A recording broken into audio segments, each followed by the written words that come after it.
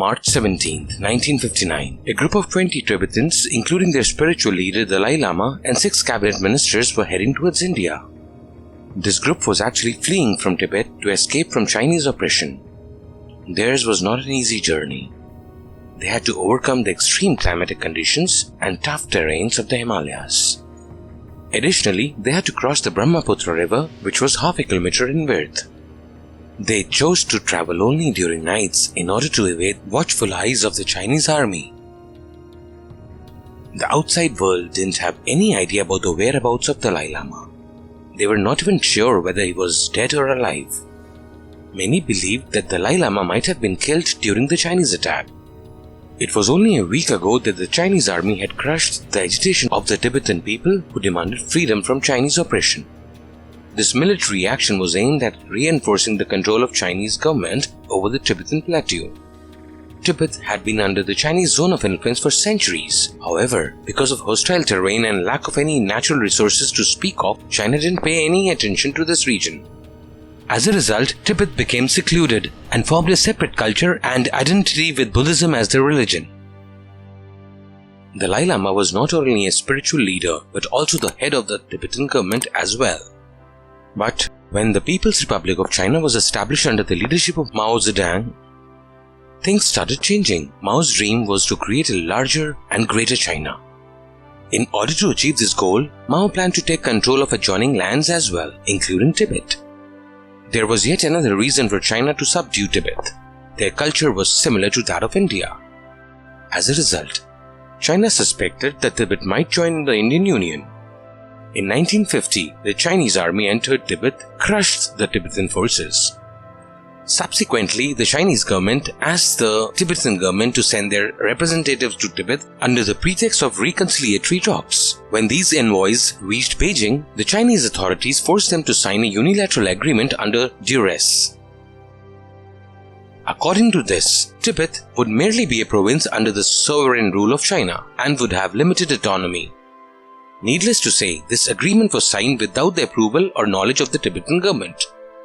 The envoys were not even allowed to discuss the legitimacy of this agreement with the government authorities back in Lhasa.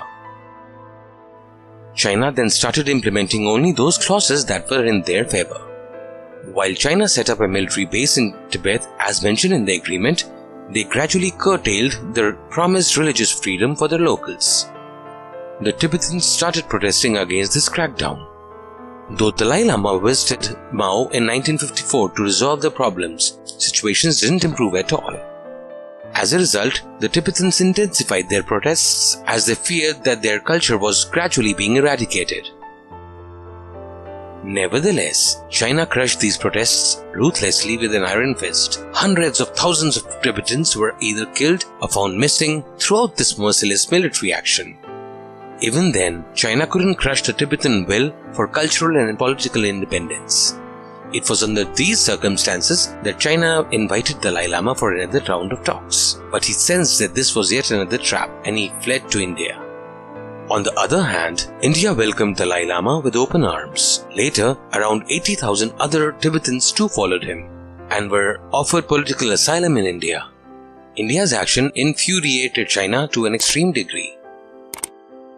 Though India had recognized Tibet as part of China, she believed that their religious rites, cultures and traditions should be preserved. However, China viewed India's action only with suspicion. This also became the root cause of the Indo-China War in 1962.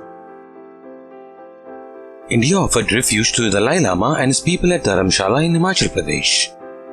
Later on, few other states including Karnataka and Orissa accommodated Tibetans, taking the total count of Tibetans in India to around 100,000. Usually, the countries that accept refugees pushes them to assimilate with the mainstream culture of the host nation. But India acted differently by establishing exclusive settlements for the Tibetans. Thus, their religion, culture and traditions were preserved. Besides this, India set up special schools for the Tibetan children and allowed the Tibetan government in exile to control them. On the other hand, the escape of Dalai Lama from Tibet made it easy for the Chinese government to complete their occupation. As a result, the cultural revolution that prevailed in the rest of China at that time reached Tibet as well. great many Buddhist monasteries were demolished during this period. At the same time, Dalai Lama had been striving hard to obtain recognition and support for Tibet from the international community. Though many countries, including America and Britain, recognized Tibet as a part of China, Dalai Lama was successful in highlighting the cruelties the Chinese forces inflicted on Tibetan people. Initially, Dalai Lama insisted on the sovereignty of Tibet, but he later softened his stand to a rather practical one that asks for religious freedom and autonomy in Tibet. For his efforts, Dalai Lama was awarded the Nobel Peace Prize in 1989. Back then, this was considered a big blow against Chinese aggressive moves in Tibet. Today, the whole of Tibet is under absolute control of China, but they are not merely satisfied with this. They want to make sure that there is not even a single opposing voice from Tibet. For this, they have to control the Dalai Lama as well. According to the Buddhist beliefs, Dalai Lama has already attained salvation by breaking the cycle of birth and death. But for helping others attain salvation, he has opted for rebirth. This is a belief that has been practiced over the last 6 centuries. The current Dalai Lama is the 14th in this line and is 86 years old. Once he passes away, his disciples would conduct a search to find out the body onto which the Lama has taken rebirth. Several spiritual signs are followed in this quest. However, China plans to manipulate the rules and introduce another Lama who would be submissive to the Chinese government. China has done exactly the same in the past. While identifying Pancham Lama, the 10th Pancham Lama, who was second in the hierarchy of the Lamas, was mysteriously found dead in 1989. Later, in 1995, Dalai Lama identified a 6-year-old boy as the next Pancham Lama. But the Chinese authorities kept this boy and his family members under house arrest and anointed another boy as the next Pancham Lama. Even after 25 years, the outside world has no clue about the original Pancham Lama. The present Dalai Lama is fully aware that China would intervene and manipulate in the selection process of the 15th Dalai Lama as well. That is why he has already proclaimed that his successor will be from outside Tibet. Most of us may ignore all this, considering it as China's internal affair. But for China, Tibet is very strategically significant against India. We know that Chinese invasion in Ladakh and northeastern states are all possible through the Tibetan frontiers.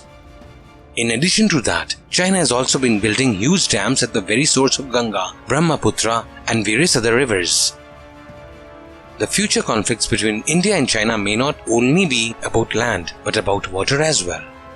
Most of the international community has recognized Tibet as a part of China, fearing Chinese military and economical might. The Tibetan citizens who were offered autonomy by China a few generations ago are now fully under the rule of China. The future of Hong Kong will exactly be the same.